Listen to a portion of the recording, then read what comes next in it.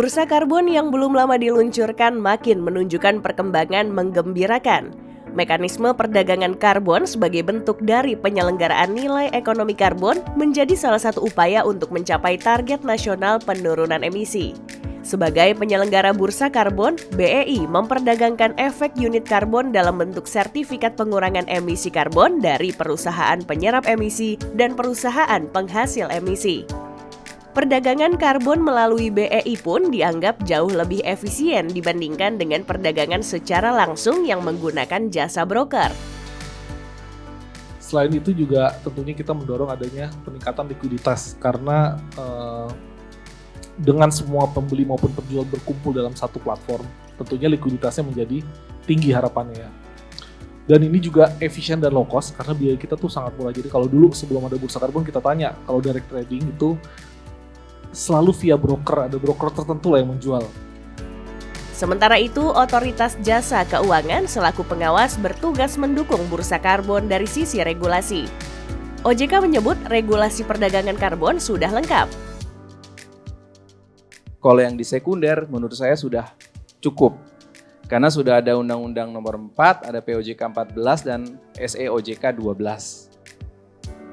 Upaya untuk melakukan dekarbonisasi juga mesti disokong oleh dunia usaha, terutama sektor industri pemakan energi dan penghasil emisi. Diharapkan memang 10 tahun lebih cepat daripada nasional, jadi 2050. Dan ini pun juga kami sedang bersama mitra pembangunan menyusun juga roadmap dekarbonisasi untuk 9 subsektor industri yang dianggap adalah lahap energi.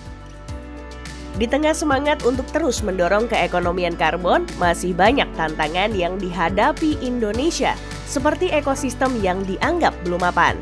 Oleh karena itu, perlu ada upaya transisi sebelum Indonesia melangkah ke energi terbarukan. Salah satu bentuk transisi itu adalah penggunaan energi yang ramah lingkungan seperti panas bumi. Sehingga tidak ada risk atau reward yang bisa diberikan ya kepada industri-industri itu apabila mereka kita paksa untuk mengurangi emisinya secara drastis. Lalu bagaimana partisipasi dari sektor energi dalam perdagangan karbon? Pertamina New and Renewable Energy melihat potensi dari perdagangan karbon yang merupakan bisnis masa depan. Salah satu bisnis yang ada sekarang adalah nature based solutions atau carbon trading. Nah, ini relevan dengan topik yang hari ini. Kenapa ini jadi bisnis di masa depan kita? Karena kita adalah penghasil karbon. Jadi bagaimana caranya bisa karbon itu bisa kita komersialisasikan gitu ya, sebagai nanti ke depannya adalah ada potensi revenue untuk bisa mendapatkan pendapatan tambahan. Di sisi lain, PLN mendukung penuh upaya pemerintah dalam perdagangan karbon yang dianggap sebagai salah satu langkah menuju net zero emission. Karena transisi energi itu bagi kami itu adalah satu jembatan untuk nantinya mencapai net zero emission. Artinya memang upaya yang dilakukan adalah bagaimana kita mengurangi emisi tidak langsung ke renewable, tapi memang ada transisi di situ seperti itu. Adapun PLN masih mempunyai sisa kuota emisi sekitar 4,2 juta ton CO2e setelah pada tahun lalu sempat menjual karbon ke pembangkit listrik lain di luar PLN.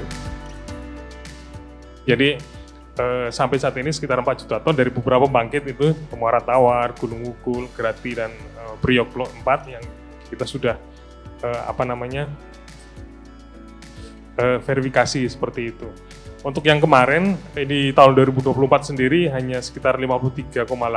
Kalau kita total dengan pada saat pertama kali di 23 September itu ya tadi sekitaran 250 ribu ton yang sudah terjual. Artinya masih sangat banyak stoknya untuk bisa kita jual seperti itu.